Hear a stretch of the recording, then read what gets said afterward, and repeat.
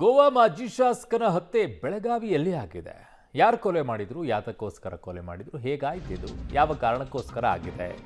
ಮಾಜಿ ಶಾಸಕ ಲಾವೋ ಮಾಮಲೆದಾರ್ 69 ವರ್ಷ ಕೊಲೆ ಆಗೋಗಿದೆ.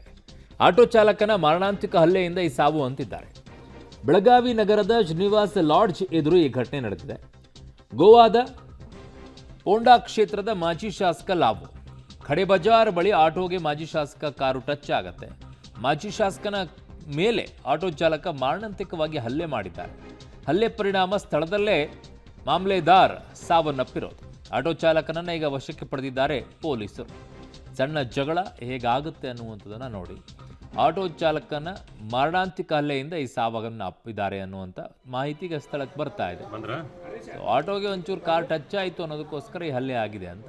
ಸೊ ಆ ದೃಶ್ಯದಲ್ಲಿ ನೋಡ್ತಾ ಇದ್ದೀರಾ, CCTV ದೃಶ್ಯಾವಳಿಗಳಲ್ಲಿ ಕಾರು ಆಟೋಗೆ ಟಚ್ ಆಗಿದ್ದಕ್ಕೋಸ್ಕರ ಜಗಳ ಆಗುತ್ತೆ, ಮಾರಣಾಂತಿಕವಾಗಿ ಹಲ್ಲೆಯನ್ನು ಮಾಡ್ತಾರೆ. ಅದರ ಪರಿಣಾಮವಾಗಿ ಅಲ್ಲಿ ನೋಡಿ, ಅಲ್ಲಿ ಮಾಜಿ ಶಾಸಕ ಸಾವನ್ನಪ್ಪಿದ್ದಾರೆ ಅನ್ನುವಂಥದ್ದು. ಅಲ್ಲಿ ನೋಡಿ ಹೊಡಿತಾ ಇದ್ದಾನೆ ಆಟೋ ಚಾಲಕ.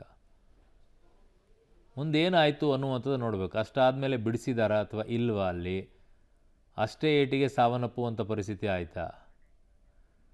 ಸೊ ನೋಡಿ, ಇದಾಗಿರೋದಿಷ್ಟೇ. ಅಲ್ಲಿ ಸ್ಥಳದಲ್ಲಿ ಏನೂ ಆಗಿಲ್ಲ. ಅದಾದ ಮೇಲೆ ಒಳಗಡೆಗೆ ಲಾಡ್ಜ್ ಒಳಗಡೆಗೆ ಬರ್ತಾ ಇದ್ದಂತೆಯೇ ಕುಸಿದು ಬಿದ್ದು ಸಾವನ್ನಪ್ತಾರೆ.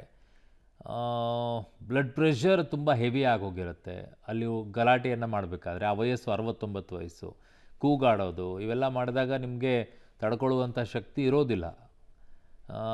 ತುಂಬ ಹೃದಯದ ಮೇಲೆ ಹೆಚ್ಚಿನ ಪರಿಣಾಮವನ್ನೇನಾದರೂ ಉಂಟು ಮಾಡ್ತಾ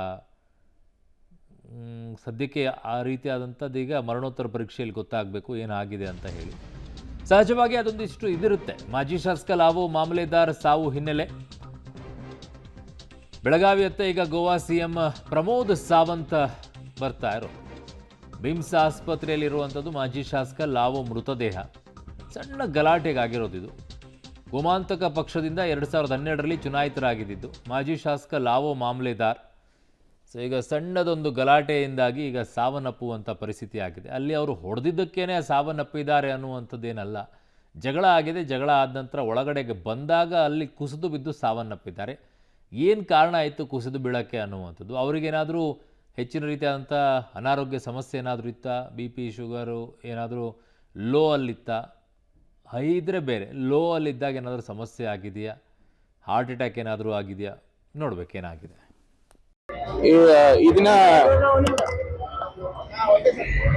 ಈ ದಿನ ಸುಮಾರು 1 ರಿಂದ 1:30 ನಡುವೆ ನಮ್ಮ ಕಡೆ ಬಜಾರ್ ರೋಡ್ ಅಲ್ಲಿ ಶ್ರೀನಿವಾಸ್ ಲಾಡ್ಜ್ ಅಂತ ಒಂದು ಜಾಗ ಇರುತ್ತೆ.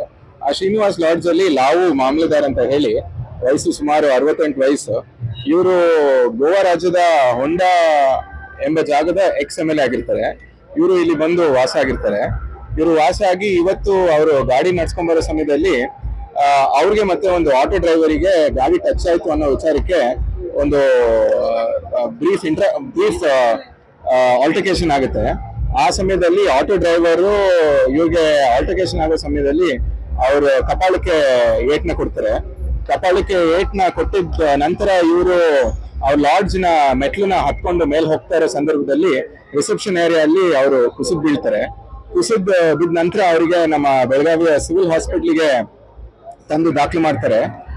ಇಲ್ಲಿ ಅವ್ರದ್ದು ECG ಮತ್ತೆ ನನ್ನ ಸಹೋದ್ಯೋಗಿ ಬೆಳಗಾವಿಯ ಪ್ರತಿನಿಧಿಯಾಗಿರುವಂತಹ ದಿಲೀಪ್ ಕುರಂದ್ವಾಡೆ ನನ್ನ ಸಂಪರ್ಕಕ್ಕೆ ಸಿಗ್ತಾ ಇದ್ದಾರೆ. ದಿಲೀಪ್, ಆಟೋ ಚಾಲಕನ ಏಟಿನಿಂದಾಗಿನೇ ಈ ಸಾವಾಯ್ತಾ ಅಥವಾ ಮರಣೋತ್ತರ ಪರೀಕ್ಷೆ ಏನಾದರೂ ನಡೆದಿದೆಯಾ? ಯಾವುದರಿಂದ ಸಾವಾಯಿತು ಅಥವಾ ಅವರಿಗೇನಾದರೂ ಇನ್ನೂ ಹೆಚ್ಚಿನ ರೀತಿಯಾದಂಥ ಅನಾರೋಗ್ಯ ಸಮಸ್ಯೆ ಏನಾದರೂ ಇತ್ತಾ? ಆ ಬಗ್ಗೆ ಏನಾದರೂ ಮಾಹಿತಿ ಸಿಗ್ತಾ ಇದೆಯಾ ದಿಲೀಪ್? ಹೌದು ಅರುಣ್, ಏನಂತಂದ್ರೆ ಪ್ರಮುಖವಾಗಿ ಆಟೋ ಚಾಲಕ ಹಲ್ಲೆ ಆಗಿರುವಂಥದ್ದು, ಮತ್ತೆ ಹಲ್ಲೆ ಆದಮೇಲೆ ಮೇಲ್ಗಡೆ ಒಂದು 30 ಸೆಕೆಂಡ್ ನಡ್ಕೊಂಡು ಹೋಗ್ತಾರೆ. ನಡ್ಕೊಂಡು ಹೋದ್ಮೇಲೆ ಏಕಾಏಕಿ ಕುಸಿದು ಬೀಳ್ತಾರೆ. ಇದು ಒಂದು ಏನೋ ಅಲ್ಲಿ ನಡೆದಂಥ ಘಟನೆ. ಆದರೆ ಮರಣೋತ್ತರ ಪರೀಕ್ಷೆ ಇನ್ನೂ ಆಗಬೇಕಾಗಿರುವಂಥದ್ದು. ಮತ್ತು ಈಗಾಗಲೇ ಗೋವಾ ಮುಖ್ಯಮಂತ್ರಿಗಳು ಪ್ರಯಾಗ್ರಾಜಲ್ಲಿರೋದ್ರಿಂದ ಅಲ್ಲಿಯೊಬ್ಬರನ್ನ ಪ್ರತಿನಿಧಿ ಕಳಿಸ್ಕೊಡ್ತೀನಿ ಅಥವಾ ನಾನೇ ಬರ್ತೀನಿ ಅಂತೇಳಿ ಮಾತನ್ನು ಮಾಡ್ತಿದ್ದಾರೆ. ಜೊತೆಗೆ ಅವರ ಕುಟುಂಬಸ್ಥರು ಕೂಡ ಗೋವಾದ ಪೋಂಡಾದಿಂದ 5 ಜನ ಹೊರಟಿದ್ದಾರೆ. ಮಗ ಮತ್ತು ಸೊಸೆ ಎಲ್ಲರೂ ಬರ್ತಾ ಇದ್ದಾರೆ. ಹೀಗಾಗಿ ಇಲ್ಲಿ ಗೋವಾದ ಒಬ್ಬರು ಪ್ರತಿನಿಧಿಯಾಗಿ ಕೂಡ ಒಬ್ಬರು ಬರ್ತಾ ಇರುವಂಥದ್ದು, ಒಬ್ಬರು ಮಿನಿಸ್ಟರ್ ಬರ್ತಾರೆ ಅಂತ ಹೇಳಲಾಗ್ತದೆ. ಆದರೆ ಪ್ರಮುಖವಾಗಿ ನಾವು ತೋರಿಸೋ ಪ್ರಯತ್ನ ಮಾಡ್ತಾ ಇದ್ದರೆ ಇದೊಂದು ಆಟೋ ಏನಿದೆ, ಈ ಆಟೋಗೆ ಸ್ವಲ್ಪ ಹಿಂದ್ಗಡೆ ಟಚ್ ಆಗಿರುವಂಥದ್ದು ಇದೇ ಈ ಒಂದು ಘಟನೆಗೆ ಕಾರಣ.